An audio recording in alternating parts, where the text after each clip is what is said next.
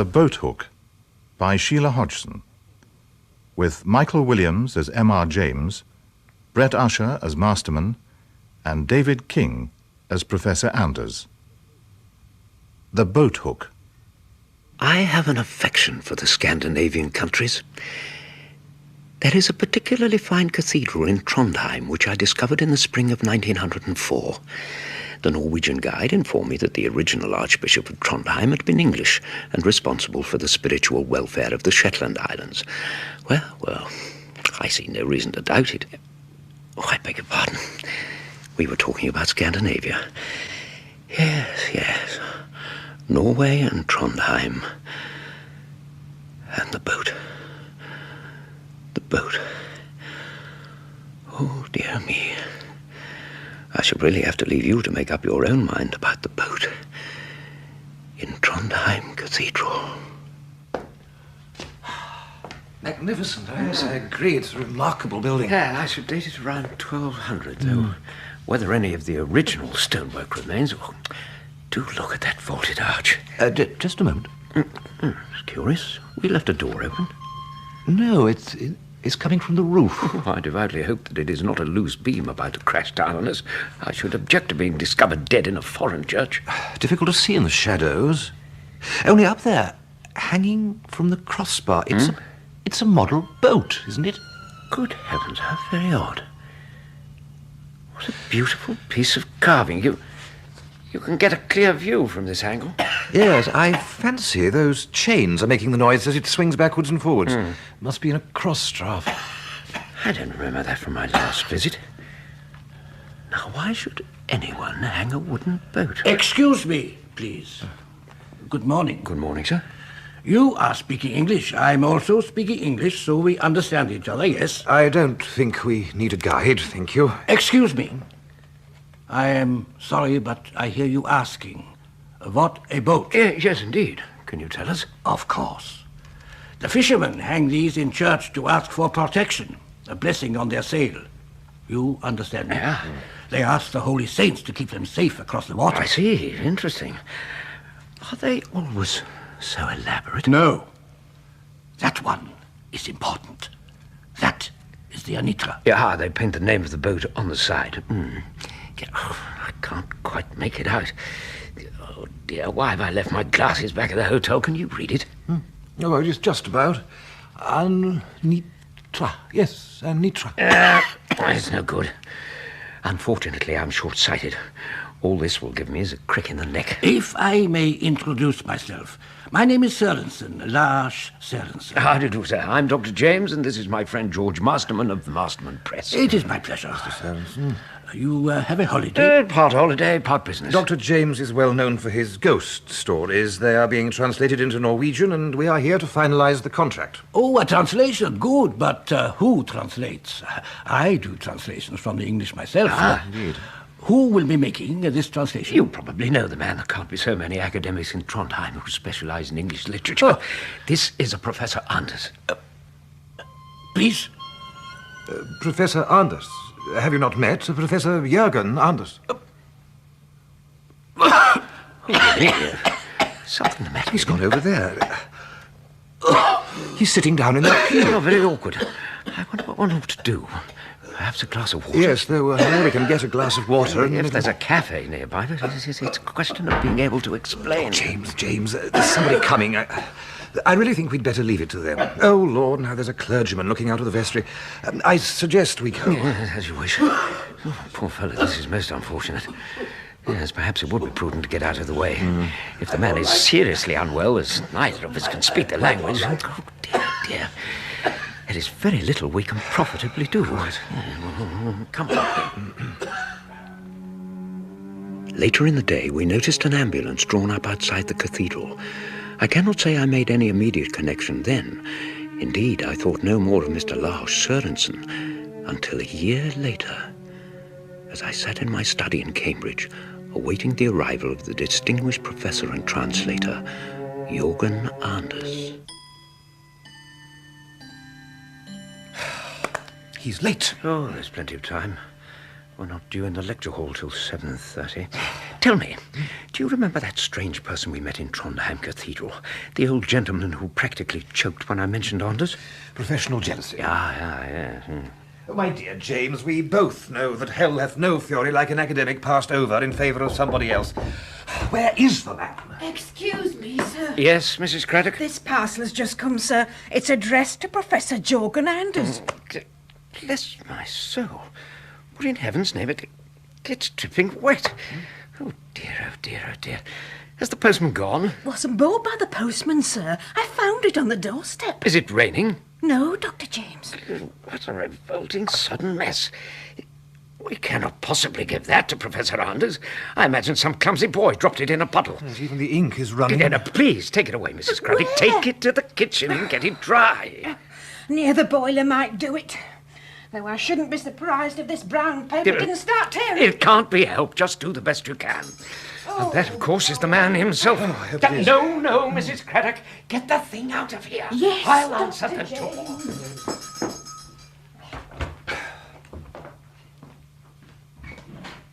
Good evening, Dr. James. At last. My dear Professor, please come in. May I have your coat? Come in. You remember George Masterman, my puppet? Most clearly, how are you, sir? Pretty fit, thank you. Have you had a good journey? Bad crossing. I do not like the sea. You'll take a glass of sherry with us? Well, sit down. They don't expect you at the lecture hall till 7:30. You are speaking, I believe, on Nordic legends. A fascinating subject. I find it so. Is this to be an extended tour of England? I go to several cities, yes. Now, to speak plainly, you were content with my translation of your work? Oh, it seems excellent. Oh, yes, perfectly satisfactory. First class. I found your stories most curious. Tell me, Dr. James, do you personally, do you believe in the supernatural? My dear fellow, you shall have the answer I give everybody. I neither believe nor disbelieve. I merely collect evidence. Your sherry. And the evidence proves? Nothing, as yet. But your mind will remain open. I certainly hope so. Good. I put to you a suggestion. Might it not be possible to move a solid object by paranormal means? No. No? Do you not think a violent emotion, a fierce hatred, some disturbance of the brain might actually cause movement? It depends what you mean. If I hate you so much, I pick up this decanter and throw it at your head, Professor. Why, yes. Yes, my emotion has produced movement. But if you mean, can I cause the bottle to fly through the air of its own volition? My friend, there are many things we do not understand in this world. I agree. But the law of gravity is not one of them. James, it's 7:20. Good gracious. We shall have to go, I'm afraid. I think you had Could I speak to you, sir? Not now, Mrs. Craddock. It's rather important, sir. It's about you-know-what. What? Oh, dear. Masterman, will you take Professor Anders across to the lecture hall? Of course. It's on the west side of the quad. Yes. I'll be with you in a minute. Dr. James. Yes. I'm in a hurry. That parcel, sir, addressed to your visitor. You told me to get it dry. Yes. Only I'm sorry to say the box fell to pieces. But never mind. I put it on the kitchen table. I didn't like to touch the thing. Some kind of animal, would it be? Oh, surely not. It's about 1 foot long, all done up in linen, and it seems to be heaving. Good heavens. Oh, if you wouldn't mind coming to the kitchen and having a look, sir. Yes. There. Heaving, you see? Bless my soul. Do you see what I mean? Get me a pair of scissors or a kitchen knife. Quick! Yes.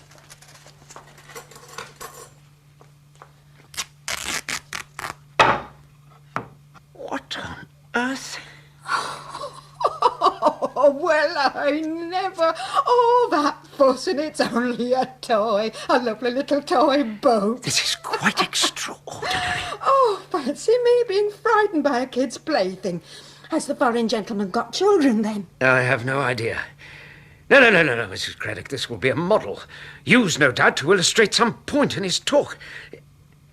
Oh, dear me. He may want it. Get me a carrier bag, please. Oh. It had better be delivered to the lecture hall at once. Right.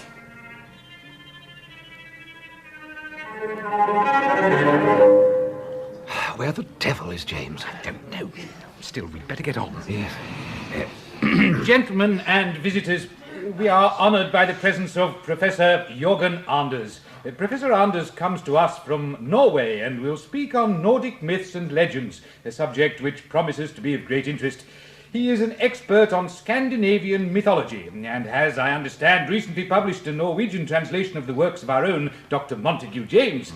So, without further interruption from me, I give you Professor Jørgen Anders. Still no sign? He'll be here in a minute. He doesn't know he has to move the vote of thanks. Yes. Good evening. I wish to begin tonight by considering the early Icelandic literature, the fragments of poetry still preserved in the richness of the Edda.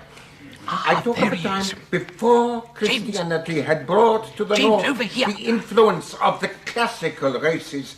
The alien mythology of Greece and Rome. May I have the first lantern slide, please? I do apologize, Mr. Sit down. What have you got there? It's for him. He may need it. A model boat. The northern gods, as shown in the Edda, stood as massive as these Scandinavian mountains here. They flew over the waters and rode on the tempests. Professor They were Anders. superior to the elements, indifferent Professor to ordinary Anders. matter.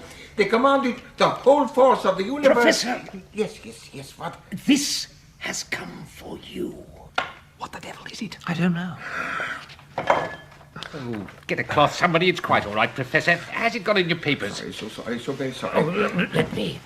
It was my fault. I'm afraid I interrupted you. Do continue. Professor, you were saying? Yes? He's lost his notes now. Let us have the next slide, if you please. No, that is upside down. No, I don't think it is, Professor. No, of course not. Now, here we have a glacier. Now, from this place came rushing water, hardening into ice. And the gods, as we read in the Wʀɪᴛᴇ saga, the gods... I wish people with colds would stay at home. It's generally a sign that the people can't hear you. Yes, the gods, uncreated and unseen, made a great giant from the ice. Could you speak up a little, Professor Anders? Yes, please. What have I done? Oh, no, nothing. Could you just speak a little louder? This was to be the creation of man. In Valhalla, the hall of the chosen slain, we find... The dead, I suppose. We shall Please, find gentlemen. those men who I have slain in battle, who were the especial favourites of Odin. Was Valhalla the same as the Greek Olympus, sir? Yes, as I explained to you. Surely not, sir. Olympus was the seat of the Greek gods. Well, Valhalla was more like the underworld, wasn't it? Yes, certainly. Well, it's a matter of opinion. Odin was also known as Wotan or Woden. Why? What? I think we had better keep questions until the end. Odin and the gods also created other maggot-like creatures who lived in the mountains. They were trolls and dwarfs and elves. They were dark and treacherous and cunning. They pursued with spite and malice anyone they thought, what they believed had in some way done them wrong. Professor Anders, is something the matter, sir? I must go. I must go. But, Professor Anders! Professor Anders! Really most embarrassing. And then he just ran out. But what do you make of it, sir? Make of it, goodness knows. Bless my soul, this is a highly respected international scholar. I cannot believe he would deliberately let us down. I feel responsible. I introduced the man to college. I am highly embarrassed, and I am also rather cross. A nice hot whiskey, sir. Yes, that would be splendid, Mrs. Craddock. Thank you. Let me answer that. I suspect a deputation complaining about tonight's fiasco. Quite probable, sir. This is quite intolerable. I must really protest. Good heavens. Dr. James, what can I say to you? I have no idea. Will you excuse me, please? Professor Anders, it is nearly midnight. I am in the process of going to bed. You have wrecked what should have been an event of some importance in the presence of 100 students and several of our most distinguished dons. You came here, sir, at my personal invitation. If I call your extraordinary behavior discourteous, it is the very least... But I must have my coat. I beg your pardon? You have this, I want this. My coat, my papers, where are my notebooks? I collected your personal belongings from the lecture hall. It seemed the only rational thing to do. Kindly wait a minute. There is a hat also. You had better come in. My coat and my papers. Must have my papers. Where's my... Oh, dear me. You're soaking wet. Did you not take a cab? I walk. It does not matter. Oh, look, please sit down. You appear to be ill. I really think I'd better offer you a bed for the night. No, I do not wish to sleep. Oh, it's no trouble, I assure you. My housekeeper is still about. I shall ask her to prepare the room. No. I must go from here at once. If you insist. Your whiskey, sir. Oh. Would the gentleman like a glass? No, Mrs. Craddock, you will find a pile of things on the chair in my study. A hat, coat, if you could bring them. Yes. You must forgive me. My dear fellow, what on earth happened? It is not possible for an inanimate object to move. You have said this, yes? It is not possible. Excuse me, I fail to understand. Ah, Mrs. Craddock. Thank you. Your coat, hat, the briefcase. And there was this too, sir, the little boat. Take it away. It's yours. It came by post. Addressed to you. No. My coat, please. That is a present. Yes. A little gift for yourself, Dr. James. Thank you, present. Oh, you must have that. You must keep that. My briefcase. Professor Anders, there is really no need. No, not at all. You're most welcome. I wish to repay your kindness. So good. So kind. It's still raining. Let me call your cab. Goodbye, my dear sir. Such a pleasure to meet with you. Goodbye. Wait! At least take my umbrella. Good gracious. Do you know, I begin to wonder if the man is entirely sane. Dr. James.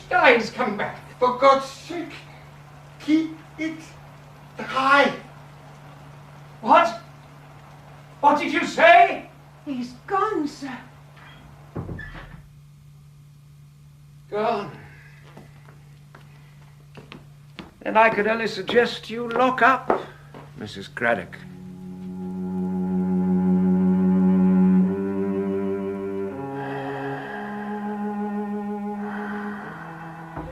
Dr. James!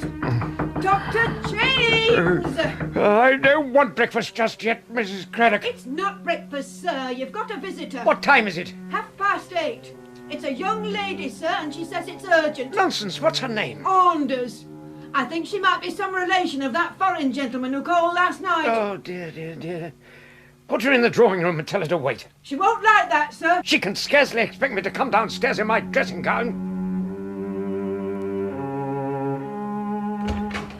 Are you Dr. James? I am. Good morning, madam. What can I do for you? My name is Caroline Anders. Ah, yes, a relation, I take it.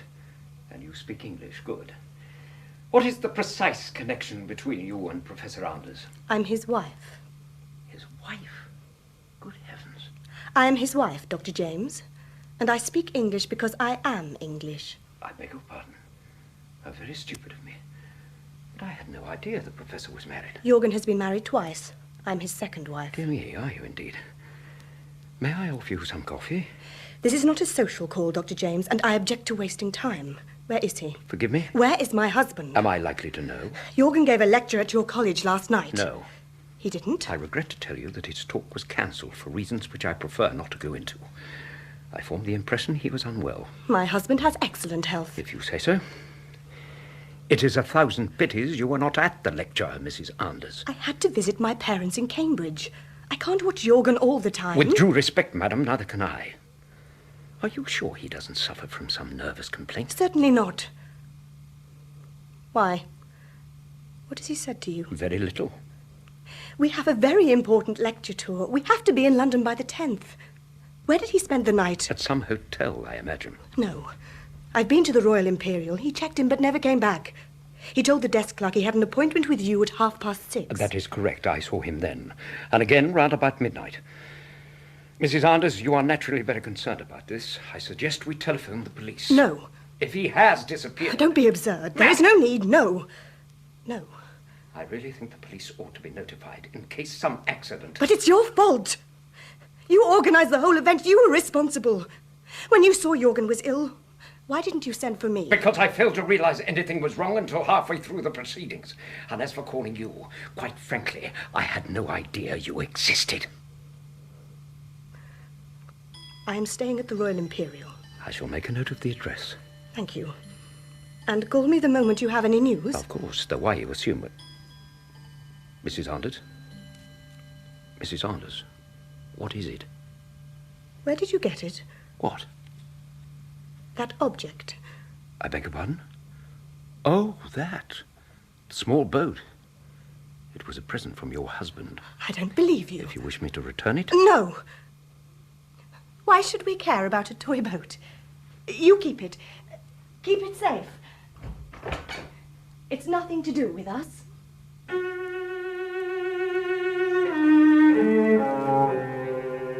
And then she departed in a whirl of fur and indignation. Strange. You know she came here as well. To your office? Oh, yes. In, as you so aptly describe it, a whirl of fur and indignation. She seemed to think that I, or the college authorities, or the publishing firm of Masterman & Son, had kidnapped her husband. Good gracious. Where the devil has the man gone? I can't imagine. What did you make of her? Ah. She's very pretty and astonishingly young. May married to December, don't you feel? The lady's handsome enough, but I found her lacking in grace and, dare I say it, with a disposition of solid granite. James. Forgive me. I really don't see what we can do to help. My dear fellow, we can't do anything short of going to the police, and she won't hear of that. I wonder why. Oh, by the way, we had a very pleasant notice in the Norwegian press. Would you care to see it? What? Oh, yeah, yes, thank you. Yes, indeed. My secretary has the file. Did you hear that? What? Someone coughing in the outer office. Miss Lindsay must have shown up a visitor. Miss Lindsay? No, please don't bother if your secretary is busy. Nobody in the room. That's odd. Miss Lindsay? It doesn't matter, I assure you. But I definitely heard a kind of dry cough. Oh, well. Let me find this file for you. Good heavens. It should be somewhere about. Masterman, bless my soul. I must really ask you to explain. I beg your pardon? How in the name of wonder did that thing get here? What? What? There is a model boat on the desk. I'll ask Miss Lindsay. Masterman, I left that boat in my house less than 2 hours ago. I can only assume Miss Caroline Anders brought it to you. No. She must have done. Confound the woman. I said she might have it. I offered to give it back. But to return to my home and deliberately steal... James, Mrs. Anders had nothing in her hand, and I have never seen that boat before. Oh, but you have.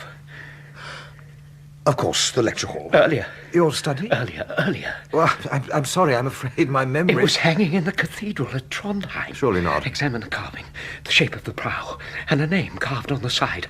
I haven't got my glasses with me. Be so good as to read the name.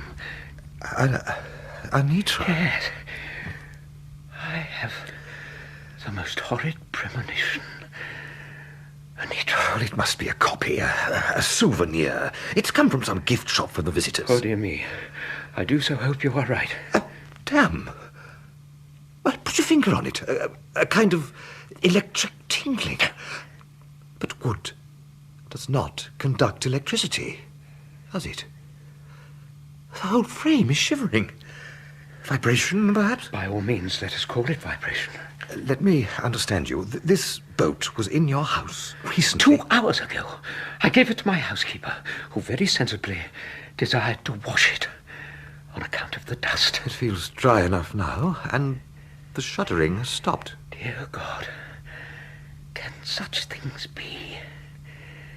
Kindly ask your secretary to bring me string, scissors, and quite a lot of brown paper. Certainly, as soon as she returns, though why... I fear we're in deep waters and meddling with a matter which could be extremely grave, dangerous. I shall return the boat to Mrs. Anders immediately at the Royal Imperial Hotel.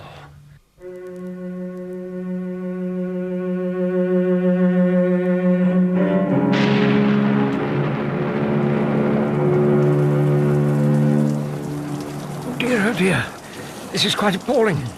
We shall be soaked. We must have walked half dripping from the gutter. Turn up your coat collar. Allow me. Thank you. Oh, there's a cab. Cab!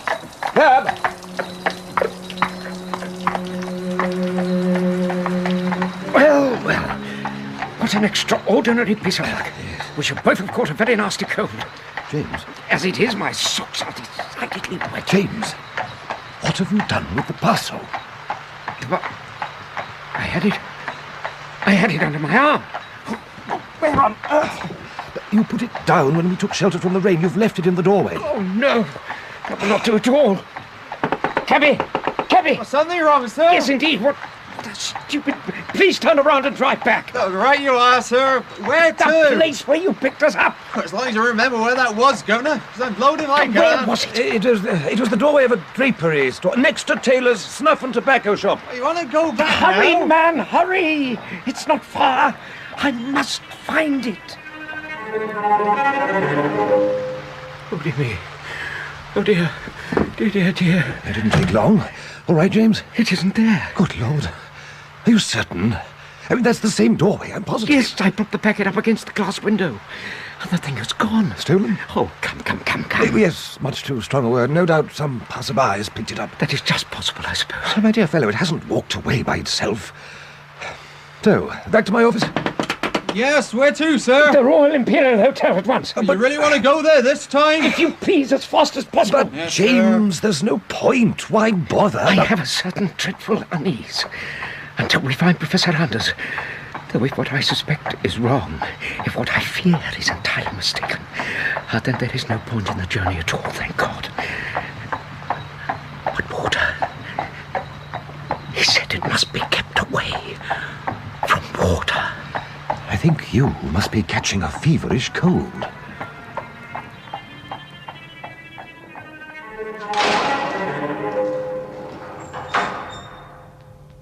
This way, I think. Yes. 212, 213, 214. Pray God, this is a delusion. I have the most appalling fear. We must find Professor Anders. Good morning to you. Anders? Bless my soul. Now, that is quite extraordinary. You wanted to see my wife. Please, gentlemen, step inside. How are you? You're well, yes? We'd been wondering where you were, sir. Please, where should I be? I'm staying at this excellent hotel. There's a problem? Your wife is looking for you. Ah, no, not possible. Some misunderstanding, I think. Caroline is here with me. At the Imperial? You're together? May I ask since when? Oh, 1 hour, perhaps 2. Well, we've obviously made a mistake. What's that noise? Excuse me? Someone is coughing. Irritating, yes. The person in the next room has a cold. Professor Anders, I have no wish to intrude on you or the lady, but certain curious events make it necessary. Can either of you explain? Please, we wait for Caroline. That will be better. At the moment, she's taking her bath. You would like a drink? Oh, dear. I'm afraid we're inconveniencing you. This is evidently the wrong time. James. We must call back after lunch. Oh, not at all. You must eat with us. I'm sure Caroline would wish me to invite you. Oh, dear God. Caroline? What in heaven's name? Caroline, what is it? It's locked. You must open the door.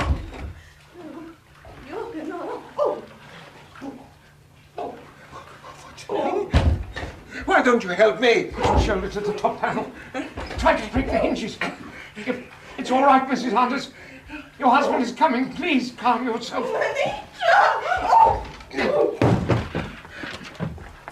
Oh, no. Oh, dear God. What was that? What did she say? I can't see anything for steam. Lift her out of the water, quickly. Masterman, get a doctor, get the housekeeper. Of course. Get somebody, for pity's sake. Please, hold her hand. Very, very carefully. Please, no, she's fainted. Yes, just fainted. Yes, she's just fainted. She had not just fainted. Caroline Anders was dead.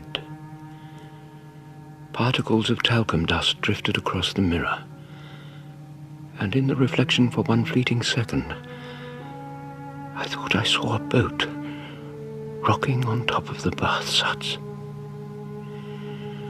But then suddenly Professor Anders gave a heart-rending cry and crashed to the floor, after which we were all too concerned to check the matter. Then, of course, there was the question of Caroline Anders' funeral.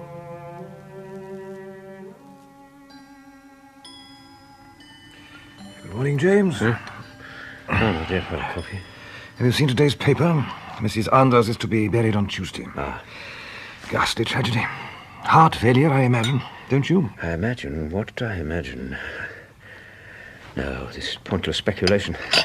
And besides, I could be wrong. I suppose as a matter of courtesy, we shall have to go. Yeah. You think it necessary for both I of think us? it vital that I should go. He asked if I believed in it. I beg your pardon? The supernatural movement of objects. And you said no, rather wittily, I remember. Something to do with emotion and throwing things at your enemy's head. Why didn't I listen to him? You did. Why should Professor Anders be so frightened of a model boat? Well, I presume it means something to him. Oh, yes. Oh, dear me. Yes, Masterman. It means something. The parents have a house by the river. I checked the address. The ceremony is at 2:30. Shall I call for you at 2? We can share a cab.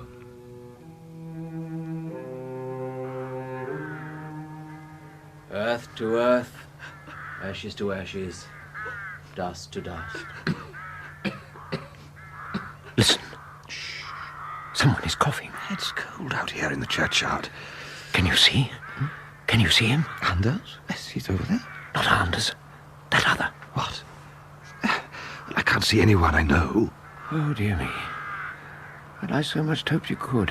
Why? It doesn't matter. And the blessing of God remain with you always. Amen. Amen. Oh, they're moving off. Shall we join the party going to the house, or would you rather look at the floral tributes? Quite a number of people have sent wreaths. James? James, what is it? Dear God.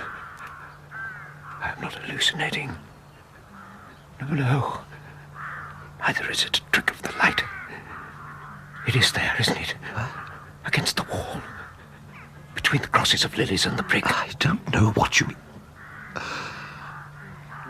Oh, yes. You can see it too. The boat. But that's impossible. Try to get hold of it. For pity's sake. We cannot let Anders catch sight of this. The people are watching us. James, don't. Stand in front of it. It can't be the same one. No. Then we have two boats called Anitra. Let us be rational. I left that object in a doorway. It is possible, mind, not probable, that some person discovered the thing and carried it here. Yes, of course. Of course. Well, yes, why not? A logical theory. Oh, dear passer-by, who happened to know Professor Anders and chanced to hear of the funeral, and being no doubt a fellow Norwegian of benevolent intent. Oh, come. It is not even halfway reasonable. Do use your common sense. But the only other explanation does not bear thinking about. Quite. Dear heaven. He's coming this way. No. Dr. James, thank you for your card. Professor Anders, you have all our sympathy in your great loss. Indeed. So kind. You need not trouble to hide it from me, sir. I beg your pardon? I have already seen it. The flowers. Yes. So many and so beautiful. Please stand aside. I know the boat is there. Forgive me. Is there a special meaning? No. You can be frank with me. So good of you to come. Professor Anders, I once told you I have an open mind. If we are face to face with some kind of mystery... By no means, no. I give you my word. As you wish. I should have preferred a few honest facts. Excuse me, you will excuse my English. I do not always understand you. A pity. I am not ungrateful for your kindness. But unwilling to trust me. What can I say? The boat. A private joke. A piece of childish malice. Caroline would have known what to do. She was such a strong person, Caroline. Caroline has always managed my life, you see. Caroline would have told me how to... Will you come this way, everybody? But now I understand. Yes, I have been very foolish, so weak, so stupid. You know, it is almost as if Caroline herself was speaking to me. Yes. At last I realize what it is I have to do. Please do join the rest of the company. There's a meal waiting at the house.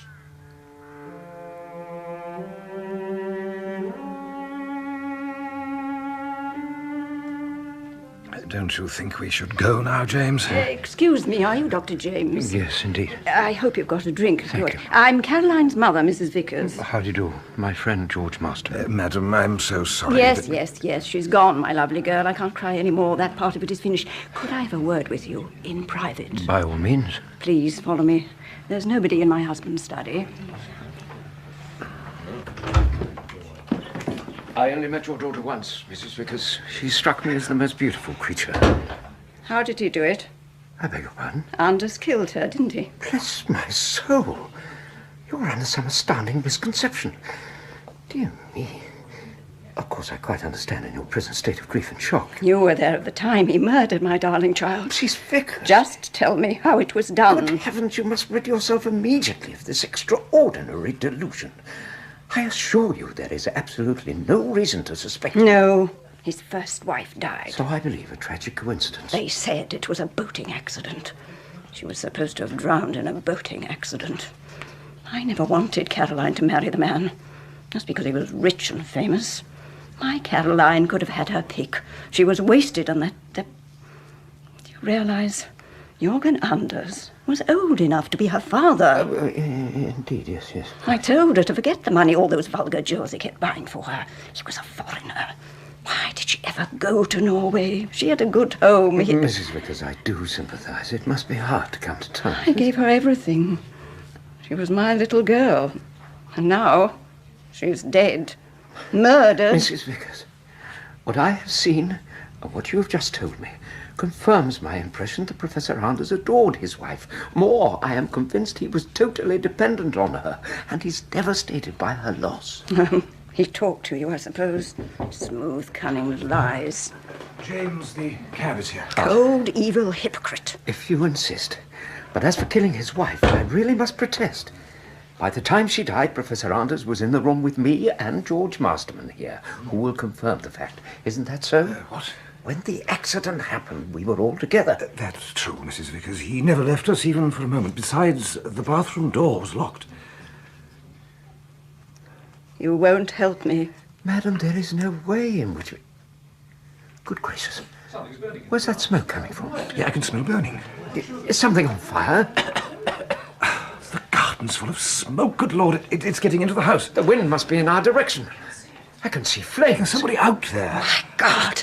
Anders! He must be mad. He's trying to burn down my house. Stop that! Stop that! What in heaven's name? He's trying to burn the boat. That's lunatic. There'll be an accident if a spark lands on the wooden fence or near that rubbish heap. We'd better put a stop to this. Come along. You devil! He was trying to kill us too. Dear God. What is that woman doing now? She's getting the boat away from Anders. She's pulled it out of the fire. I let go. Give me that. It shows a modicum of sense. Let's give the lady credit. That should stop the fire. Not in the water. Not in the water. It must not go in the water. As we watched, Mrs. Vickers ran down the garden, crossed the grass, and hurled the blazing boat into the river. There was an acrid smell, and smoke rose hissing from the surface. Dark, oily bubbles drifted downstream, catching and blackening the weed. With the main source of heat gone, the bonfire began to subside in collapsing ash and billowing smoke, gusting across the lawn in a pulsating cloud. The air became full of tiny specks, like a swarm of malevolent flies. In the meantime, Anders had gone to the riverbank and was trying to fish the boat out of the water. Suddenly he slipped and fell in. Someone in the river! Quick, sir! Help! No!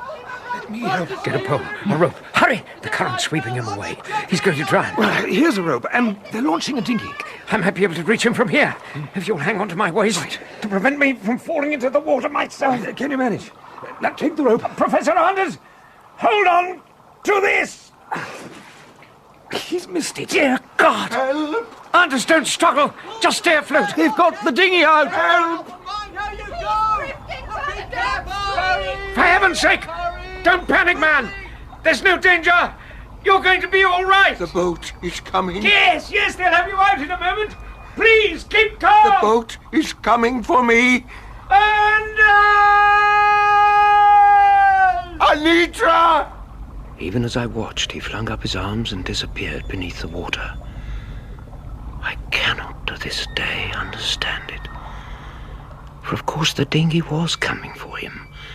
It was a bare 10 yards away. Unless in his distress Professor Anders imagined some quite other and alien vessel. But I prefer not to dwell on the notion. A year later, at George Masterman's insistence, I found myself in Trondheim again. Your book has been a great success here. There's even some idea of bringing out a second collection, using the rest of your stories. And another translator. Well, of course. That's why we have agreed to meet Mr. Nielsen. Poor Jürgen Anders. Oh, he was very unpopular here. I gather the yacht accident was distinctly suspect. Several people thought Professor Anders had murdered his first wife in order to marry the beautiful English visitor. There's Nielsen. Good morning, gentlemen. Good morning. May I introduce Dr. James? A pleasure, my dear sir. I understand we may work together. Perhaps you have read the Anders translation? I have. A great scholar. Such a pity he is dead. Indeed. Tell me, Mr. Nielsen, do you think Professor Anders murdered his first wife? Yes. Good gracious. Bless my soul.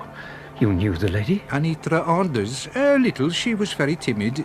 She did not like the sea. When he insisted she sail with him, Mrs. Anders hung a small boat in the cathedral, as the fishermen do, praying the good saints to protect her. A pious hope. It seems to have been misplaced. I did not know her very well. I knew her father much better, Lars Sørensen. Lars Sørensen? Upon my word, we met him once. So, well, for what it is worth, Sørensen always believed his daughter had been murdered. Now, that's very interesting. Did you hear that, James? Now, perhaps Mr. Sørensen took the model boat and pursued Anders to England. Oh, impossible. Well, if he really hated the man and suspected... I'm sorry, what you suggest is quite impossible. Why? Because Lars Sørensen died in Trondheim Cathedral over a year ago. On what date, Mr. Nielsen? Oh, I am forgetting. Does it matter? Probably not. But I have a horrid presentiment. All right, not her father, but imagine some other member of the family bent on revenge, carrying the boat to England. No. You can't be certain. I assure you I can, Mr. Masterman. The little boat is hanging in Trondheim Cathedral at this moment. Do you wish to see it? If you would be so good. Oh, please follow me. But be careful crossing the road. He led us through that magnificent building, and there it was, swinging slightly in the draught, creaking a little, a model of the boat Anitra.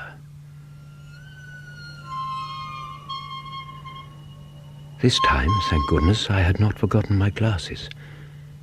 We studied the thing in silence. Then we thanked Mr. Nielsen and left. It would have been pointless to trouble that good man any further. But what alarms me, a source of a certain deep unease.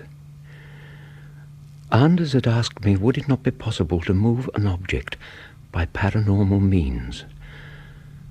I had rejected the idea so emphatically, but now... You see, there are scorch marks along the side of that little boat in Trondheim Cathedral, and part of the hull has been burned.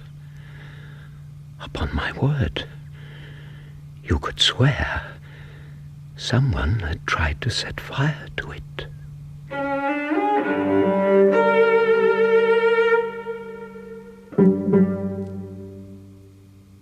Michael Williams played M.R. James and Brett Usher, Masterman, in The Boat Hook by Sheila Hodgson.